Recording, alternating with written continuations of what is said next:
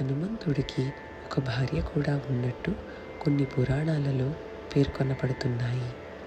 అవును, బహుశా ఇది మీకు కొత్తగా ఉండవచ్చు.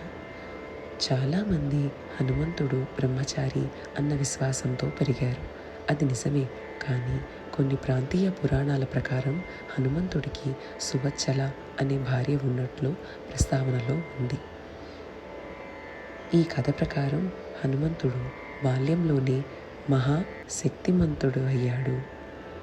అతని తల్లి అంజని అతని శక్తిని నియంత్రించాలనే ఉద్దేశంతో హనుమంతుడికి వివాహం చేయాలని నిశ్చయించారట.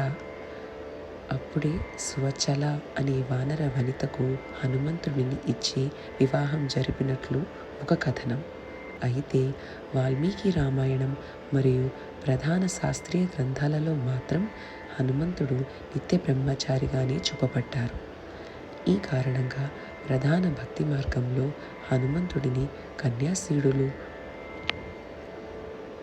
కన్యాశీలుడు ఒక్కగానొక్క భక్తుడు అని భావిస్తారు. హనుమంతుడు గురించి కథలు ఒక్కటే కాక వివిధ భక్తి పదాలలో విభిన్నంగా అభివృద్ధి చెందాయి. ఇది భక్తి వైశల్యంకి సూచన.